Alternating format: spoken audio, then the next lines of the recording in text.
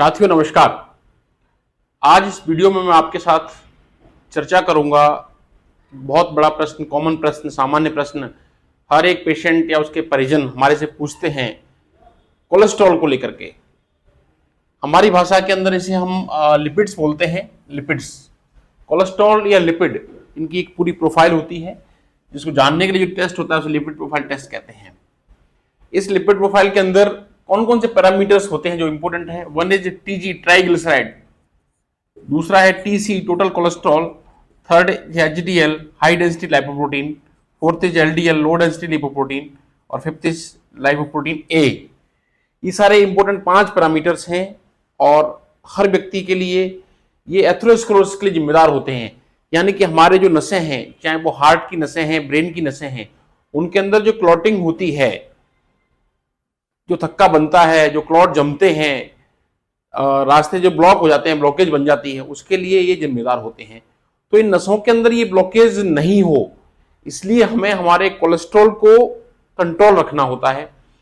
Cholesterol या lipids की हम बात करें तो ये कई सारे कारणों से प्रभावित होते हैं। किसी व्यक्ति के अंदर कितना कोलेस्ट्रॉल रहेगा, कितना लिपिड्स लेवल है, वो कई सारी चीजों से होता है। मेटाबॉलिज्म से प्रभावित होता है, हमारा लिवर कितना एक्टिवली इस चीजों को मेटाबोलाइज कर रहा है, नंबर 1, जिसके लिए हम कितने एक्टिव हैं। अगर हम एक्सरसाइज करते हैं, रेगुलर एक्टिव रहते हैं, तो हमारा लिपिड्स, हमारा कोलेस्ट्रॉल कंट्रोल रहेगा क्योंकि हमारा लिवर अच्छे से मेटाबोलाइज करेगा। नंबर 2, हमारी डाइट, जो हम खाते हैं वो अल्टीमेटली कोलेस्ट्रॉल में कन्वर्ट होता है। तो हमारी डाइट किस तरह की है? संतुलित भोजन है तो हमारा कोलेस्ट्रॉल हमारी बॉडी की नीड के हिसाब से ही बनेगा। नंबर 2, तीसरी चीज, अगर हमारी सीडेंटरी लाइफस्टाइल है, सीडेंटरी लाइफस्टाइल है तो हमारा लिवर कम काम करेगा, यानी कि हमारा कोलेस्ट्रॉल बढ़ जाएगा। इसलिए हमारा कोलेस्ट्रॉल किस तरह से कंट्रोल रहे ये हमें जरूरी है। नसों की ब्लॉकेज के अंदर जो कोलेस्ट्रॉल होता है मेन वो रहता है LDL cholesterol, low density lipoprotein.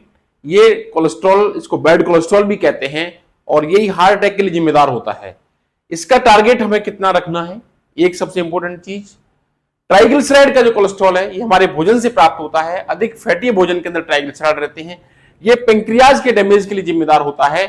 Diabetic patient के अंदर ट्राइग्लिसराइड बढ़ता है, तो डायबिटीज के साथ साथ जब कोलेस्ट्रॉल डिस्टर्ब होते हैं तब ट्राइग्लिसराइड बढ़ता है, जो हार्ट अटैक के लिए जिम्मेदार है।